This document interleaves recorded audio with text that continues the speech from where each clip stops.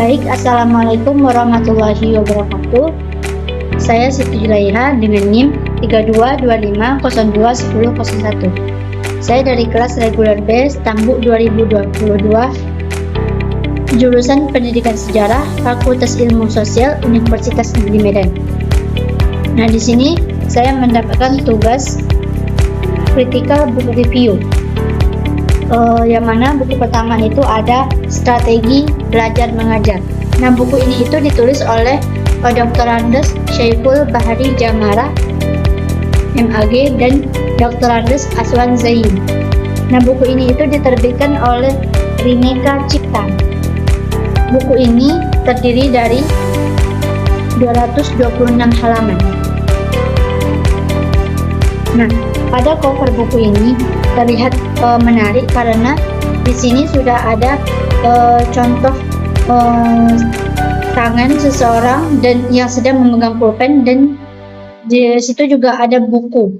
Nah, di sini diibaratkan dengan seseorang ini sedang menulis strategi belajar mengajar. Nah, langsung saja pembahasannya. Bab pertama itu ada pendahuluan.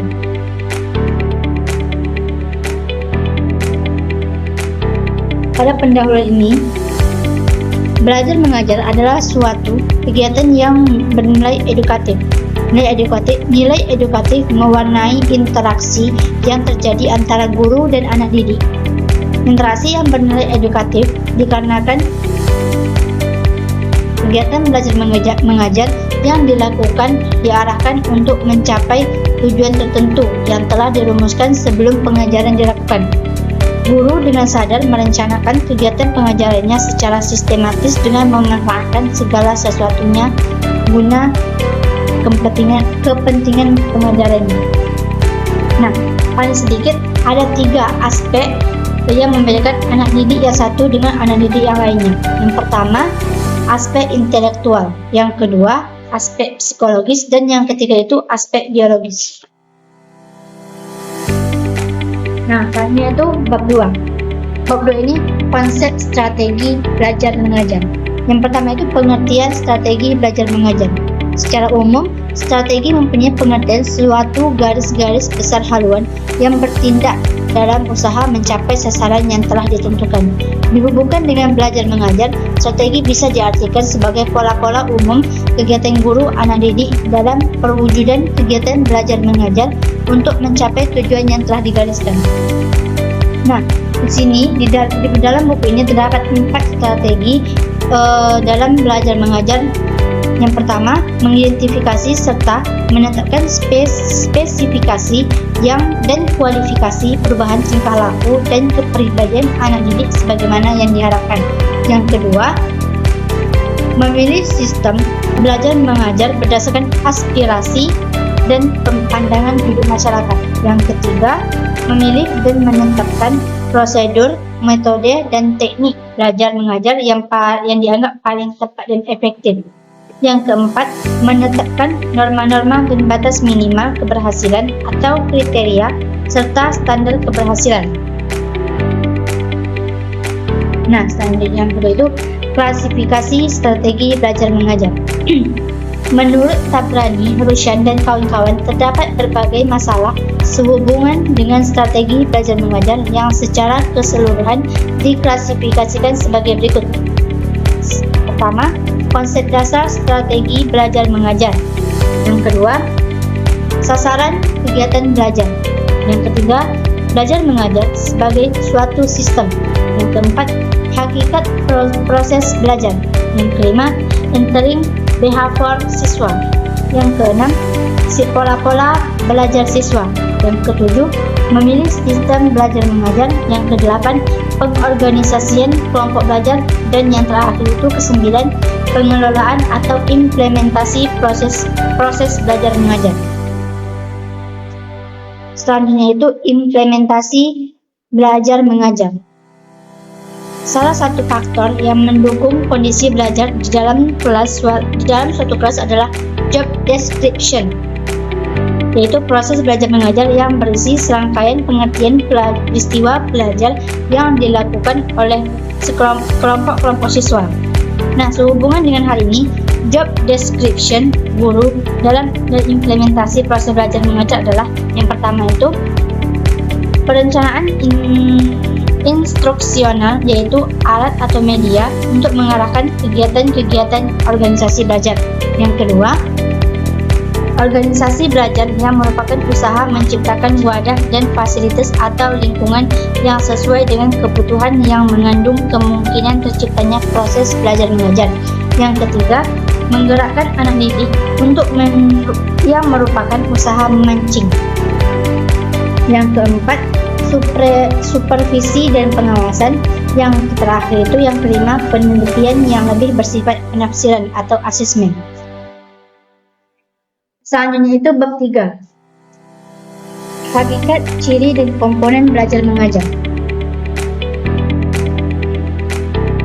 Yang pertama itu ada hakikat belajar mengajar. Dalam kegiatan belajar mengajar, anak adalah sebagai subjek dan sebagai objek dari kegiatan pengajaran. Karena itu, inti proses pengajaran tidak lain adalah kegiatan belajar anak didik dalam mencapai suatu tujuan pengajaran. Nah, tujuan pengajaran tentu saja akan dapat tercapai jika anak didik berusaha secara aktif untuk mencapainya. Pada hakikatnya, belajar adalah perubahan yang terjadi di dalam diri seseorang setelah berakhirnya melakukan aktivitas belajar.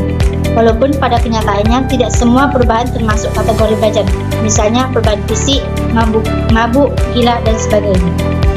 Yang kedua itu ciri-ciri belajar mengajar. Sebagai suatu proses pengaturan, kegiatan belajar mengajar tidak terlepas dari ciri-ciri tertentu yang menurut Edi Suwardi sebagai berikut. Yang pertama itu, belajar mengajar memiliki tujuan. Yang kedua, ada suatu prosedur atau jalan interaksi yang direncanakan.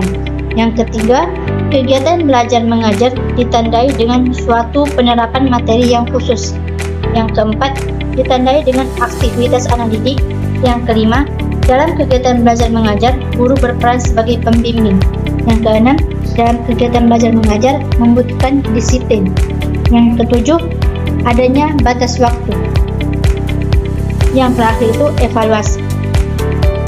Nah, selanjutnya itu komponen-komponen belajar mengajar.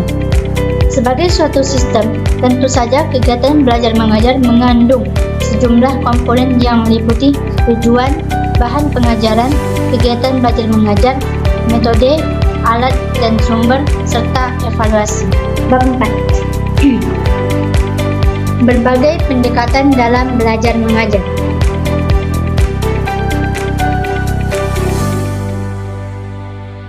Dalam mengajar, guru harus pandai menggunakan pendekatan secara arif dan bijaksana, bukan sembarangan yang bisa merugikan anak didik.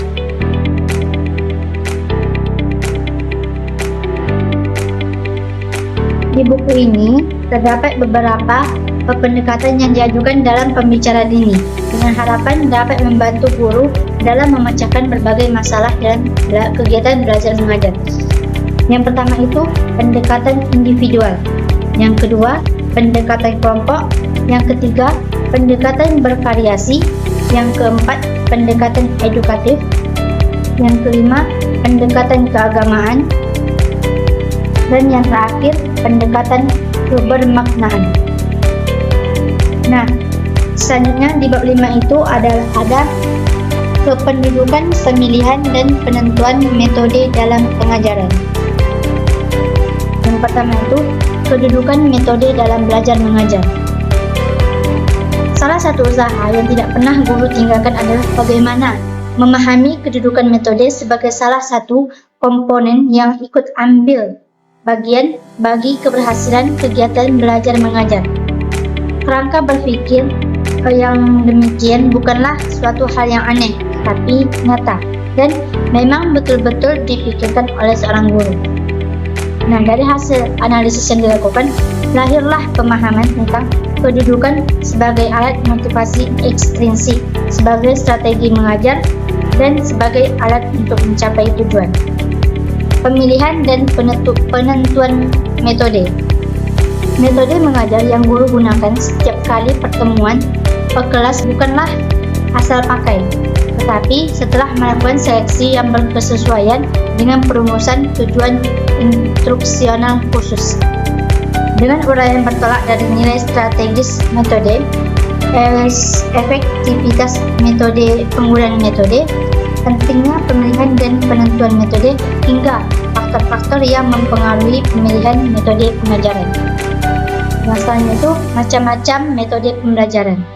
Nah, macam-macam metode mengajar itu yang pertama ada metode proyek, yang kedua ada metode eksperimen, yang ketiga ada metode tugas dan resitasi, dan yang keempat ada metode diskusi, yang kelima ada metode sosiodrama, yang keenam ada metode demonstrasi, yang ketujuh ada metode problem solving, yang kedelapan ada metode karya wisata, yang kesembilan ada metode tanya jawab, dan yang kesepuluh ada metode latihan, dan yang kesebelas itu adalah metode ceramah. Nah, selanjutnya praktik penggunaan metode mengajar. Nah, dalam praktiknya, metode mengajar tidak digunakan sendiri-sendiri, tetapi merupakan kombinasi dari beberapa metode yang mengajar. Nah, yang pertama itu ceramah, ada ceramah, tanya jawab, dan tugas. Yang kedua, ada ceramah, ada diskusi, dan tugas. Yang ketiga itu ada ceramah, ada demonstrasi, dan eksperimen. Yang keempat, ada ceramah, sosiodrama, dan diskusi. Yang kelima, ada ceramah, ada problem solving, dan tugas. Yang keenam, ada ceramah, ada demonstrasi, dan latihan. Yang keenam itu keberhasilan belajar mengajar. Nah, yang pertama itu pengertian keberhasilan. Untuk menyatakan bahwa suatu proses belajar mengajar dapat dikatakan berhasil setiap guru memiliki pandangan masing-masing sejalan dengan filsafatnya. Nah, yang kedua itu indikator keberhasilan, yang menjadi petunjuk bahwa suatu proses belajar mengajar dianggap berhasil adalah sebagai berikut. Yang pertama itu daya serap terhadap bahan pengajaran yang diajarkan mencapai prestasi tinggi, baik secara individual maupun kelompok. Yang kedua itu perilaku yang digariskan dalam tujuan pengajaran atau instruksional khusus. Penilaian keberhasilan. Untuk mengukur dan mengevaluasi tingkat keberhasilan belajar tersebut dapat dilakukan melalui tes belajar, tes prestasi belajar. Berdasarkan tujuan dan ruang lingkupnya, tes prestasi belajar dapat digolongkan ke dalam jenis penilaian sebagai berikut. Yang pertama, tes formatif, yang kedua tes sumatif, dan yang ketiga tes sumatif. Selanjutnya itu ada tingkat keberhasilan, program perbaikan, faktor-faktor yang mempengaruhi keberhasilan. Selanjutnya itu ada bab 7. Bab 7 ini menjelaskan penggunaan media sumber belajar dalam proses belajar mengajar. Kata media berasal dari bahasa Latin dan merupakan bentuk jamak dari kata medium, yang secara harfiah berarti perantara atau pengantar. Dengan demikian, media merupakan wahana penyalur informasi belajar atau penyalur pesan. Bila media adalah sumber belajar, maka secara luas media dapat diartikan dengan manusia, benda, ataupun peristiwa yang memungkinkan anak didik memperoleh pengetahuan dan keterampilan. Nah, pada bab 8 membahas tentang beberapa teknik mendapatkan umpan balik. Untuk mendapatkan umpan balik dari anak didik, diperlukan beberapa teknik yang sesuai dan tepat dengan diri setiap anak didik sebagai makhluk individual. Yang pertama itu memancing persepsi anak didik. Yang kedua, memanfaatkan taktik alat bantu yang acceptable. Yang ketiga, memilih bentuk motivasi yang akurat. Yang keempat itu menggunakan metode yang bervariasi. Nah, pada bab 9 dijelaskan pengembangan variasi mengajar. Dalam proses belajar mengajar ada variasi. Bila guru dapat menunjukkan adanya perubahan dalam gaya mengajar, media yang digunakan berganti-ganti dan ada perubahan dalam pola interaksi antara guru siswa, siswa guru, dan siswa-siswa. Di sini pada bab terakhir yaitu bab 10, pengelolaan kelas. Nah, masalah pokok yang dihadapi guru, baik pemula ataupun yang sudah berpengalaman, adalah pengelolaan kelas. Aspek yang paling sering didiskusikan oleh penulis profesional dan oleh para pengajar adalah juga pengelolaan kelas. Mengapa demikian? Jawabannya sederhana. Pengelolaan kelas merupakan masalah tingkah laku yang kompleks dan guru menggunakannya untuk menciptakan dan mempertahankan kondisi kelas sedemikian rupa sehingga anak didik dapat mencapai tujuan pengajaran secara efisien dan memungkinkan mereka dapat belajar. Dengan demikian, pengelolaan kelas yang efektif adalah syarat bagi pengajaran yang efektif. Tugas utama dan paling sulit bagi guru adalah pengelolaan kelas. Lebih baik tidak ada satupun pendekatan yang dikatakan paling baik. Nah, mungkin hanya itu materi-materi yang dapat saya sampaikan dari buku ini. Saya akhiri, wassalamualaikum warahmatullahi wabarakatuh.